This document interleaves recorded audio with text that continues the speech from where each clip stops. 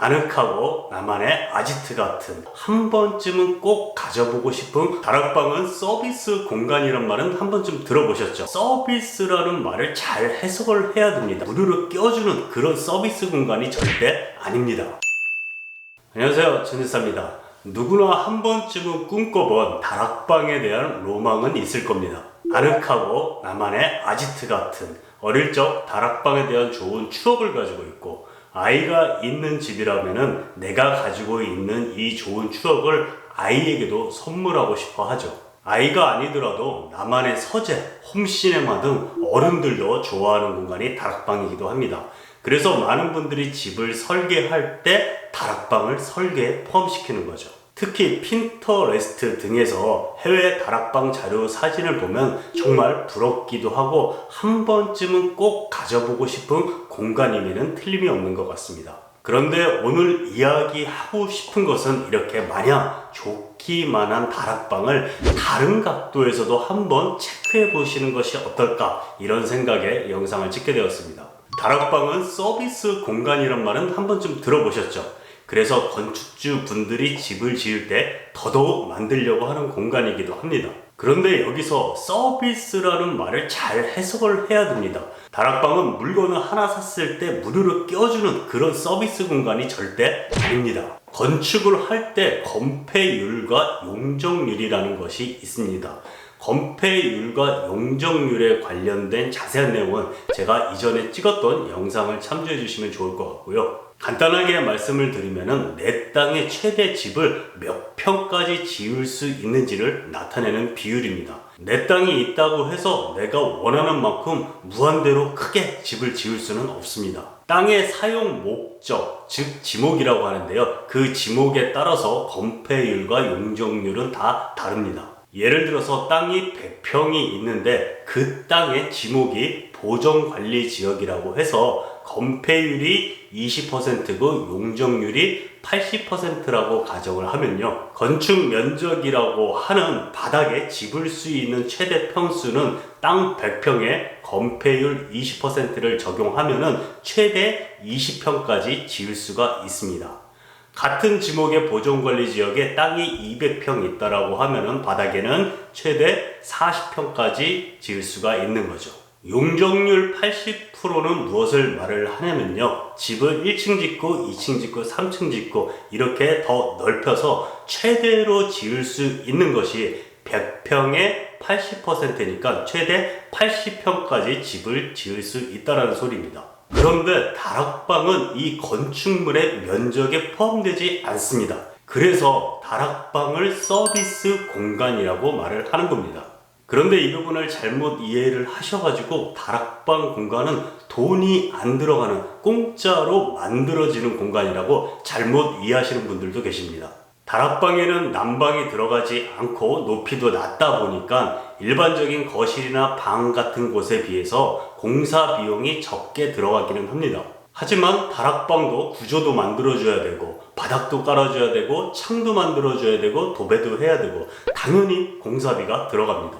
예를 들어서 집을 짓는데 평당 공사비가 800만 원이 들어간다라고 했을 때 다락방을 만드는 데는 그 금액의 반이 들어간다라고 하더라도 다락방을 만드는데 평당 공사비는 400만 원이 됩니다. 이것저것 활용도를 높이기 위해서 아니면은 집 위에 남는 부분을 모두 다락방으로 만드시는 분들도 계시는데요. 계산하기 편하게 약 10평을 만든다라고 가정을 하면요, 400만 원에 10평이면은 4천만 원의 공사비가 들어갑니다.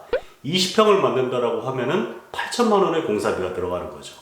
실제 건축비는 어떻게 공사를 하냐, 어떤 자재로 마감을 하냐에 따라서 다 달라질 수가 있습니다. 그래서 제가 말한 금액보다 더 낮을 수도 있고 더 높아질 수도 있으니까요, 금액은 참고 정도로만 생각해 주시면 좋겠습니다. 다시 다락방을 10평을 지어서 4천만 원의 공사비가 들어간다라고 가정을 하면요, 좀 전에 말씀드렸듯이 다락방은 난방이 들어가지 않기 때문에 겨울에는 춥고 여름에는 지붕하고 가깝기 때문에 엄청나게 덥습니다. 그래서 별도의 냉난방 장치를 하지 않는다라고 하면요, 1년에 실제 사용할 수 있는 기간은 많아야 6개월 정도입니다. 그래서 처음에는 잘 사용을 하다가 나중에는 창고로 이렇게 전락하는 경우도 많이 있습니다. 그래도 나는 다락방을 꼭 만들고 싶은데 라고 말씀하시는 분들을 반대하는 것은 아닙니다. 저도 이전 집에 다락방을 만들었었으니까요. 대신 4천만 원이라는 비용적인 측면에서 본다라고 하면은 다른 여러 가지 선택지가 있습니다. 아예 다락방을 안 만든다라고 하면은 그만큼의 공사비가 절감이 되는 것은 당연하겠고요. 예를 든 4천만 원이라는 금액에서 좀 빠지거나 아니면 좀 더 보탠다라고 하면은 그 금액으로 할 수 있는 것은 정말로 여러 가지가 있습니다. 먼저 다락방을 안 만들고 그 금액으로 주차 박스를 만들 수도 있습니다. 눈이나 비로부터 차를 보호해주고 여름에 햇빛이 뜨거울 때 차를 시원하게 보관할 수도 있고요. 다락방처럼 주차 박스도 많은 분들이 꼭 한번 가져보고 싶은 공간이기도 합니다. 아니면 집 마당에 작은 수영장을 만들 수도 있습니다. 관리 요소가 필요한 부분이긴 하지만 아이가 있는 집이나 반려견을 키우는 집이라면 한 번쯤은 고민해 보셨을 겁니다. 수영장까지는 아니더라도 자쿠지를 만들어서 여유를 즐길 수도 있겠죠. 또 아니면 마당에 데크를 넓게 깔아가지고 야외 생활을 할 때 마당의 활용도를 더 높이는 데 사용할 수도 있습니다. 전원주택의 꽃이라고 하는 썬룸을 만들어서 다양한 용도로 사용할 수도 있겠고요. 집만 다 지었다고 공사가 끝난 게 아니죠. 잔디도 깔아야 되고 나무, 꽃들 이런 조경 비용으로 대체해서 사용할 수도 있습니다. 외부 주차 구역이나 집 뒤편에 잡초가 자라지 않고 관리를 편하게 하기 위해서 공구리 친다고 하죠. 콘크리트를 타설해서 집을 관리하는 요소를 줄일 수도 있습니다. 전원생활에 반드시 필요한 창고를 짓는다던가 컨테이너를 구입해서 창고로 활용할 수도 있습니다. 요즘 전기세도 계속 올라가고 있는데 태양광을 설치해서 전기 누진세 걱정 없이 여름에 에어컨을 켤 수도 있겠죠.